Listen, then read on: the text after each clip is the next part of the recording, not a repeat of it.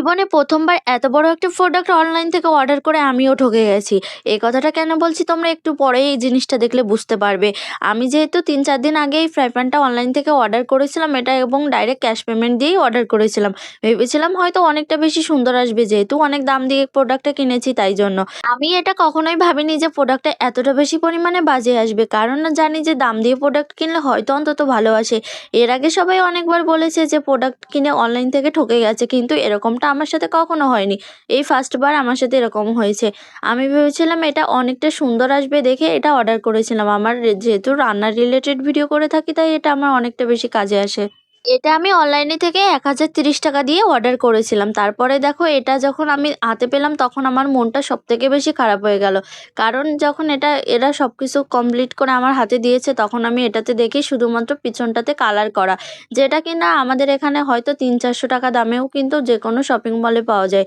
তাই সেটা আবার এত দাম দিয়ে কেনার কোনো মানে হয় না। সামনের দিকটাও পুরোটাই সাদা কালার করে দিয়েছে। মানে তেমন একটা ভালো কোয়ালিটি বলতে পারি না। একদম লো কোয়ালিটির জিনিসটা আমার এখানে দিয়ে দিয়েছে। বাড়িতে অনেকগুলো থালা বাসন ছিল, সেই ঠাকুরের থালা বাসনের গুলোর ভিতরে বস্তা ইঁদুরে ঢুকে গিয়ে বস্তাটাই কেটে দিয়ে এর ভিতর অনেক বেশি গন্ধা করে রেখে দিয়েছিল। যেটা আমি দেখার পরে আমার অনেক বেশি খারাপ লাগতেছিল। আমাদের নরমাল থালা বাসনগুলো হলে হয়, এগুলো সমস্ত কিছু হচ্ছে আমার ঠাকুরের থালা বাসন। তাই আমি সেগুলো আবার কালকে রাত্রেবেলায় আবার বিকেলে দিকে ধুয়ে ঠুয়ে রাত্রেবেলায় এরকম উপুড় করে রেখে দিয়েছিলাম। থালা বাসনগুলো যেহেতু নিরামিষ তাই এগুলোর যত্নটা আমি একটু আলাদাভাবেই করে থাকি। আমাদের নরমালি খাওয়ার যে প্লেটগুলো থাকে সেগুলো থেকে সবসময় আলাদা করে রাখি। সন্ধ্যার সঙ্গে সঙ্গে এরকম নারকেল মুড়ি খেতে কে কে পছন্দ করো? আমার তো অনেক বেশি পছন্দ লাগে নারকেল আর মুড়ি খেতে। এটা আমাদের বাড়িতে সবাই পছন্দ না করলেও এটা আমার অনেকটা বেশি পছন্দের। বাবার বাড়ি থাকতে এটা অনেক বাড়ি খেয়েছি বলতে পারো। সঙ্গে একটা সানলাইট নিয়ে এসেছি কারণ আজকে প্রচুর জামা কাপড় কাচতে হয়েছে। শীতকাল যেহেতু পড়ে গেছে তাই তেমন একটা জামা কাপড় ২-৩ দিন হয়ে গেল কাচা হয়নি। সেই জন্যই জামা কাপড় কাচার জন্য এগুলো নিয়েছি।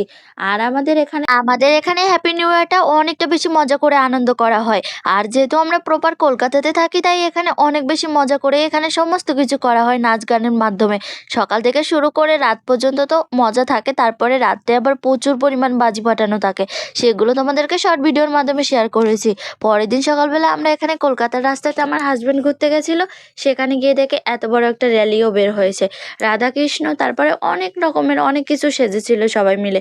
এরা আবার নাচতে নাচতে সামনে ডিজের সামনে গিয়ে নাচ করতে করতে তারপরে পুরো র্যালিটা সমাপ্ত করে, যেটা দেখতে সবার অনেক বেশি পছন্দ। আর হ্যাপি নিউ ইয়ারটাকে এখানে অনেকটা বেশি মজা করে কাটানো হয়। সারাদিন বাজি ফাটানোর একটা আওয়াজ থাকে, প্লাস সবারই পছন্দের খাওয়া দাওয়া কিন্তু পিকনিক এখানে তো লেগেই থাকে। বেশিরভাগ মানুষ এখানে বাড়িতেই পিকনিক করে, আবার কেউ কেউ ঘুরতেও যায়। কেমন লাগলো ভিডিওটা জানিও।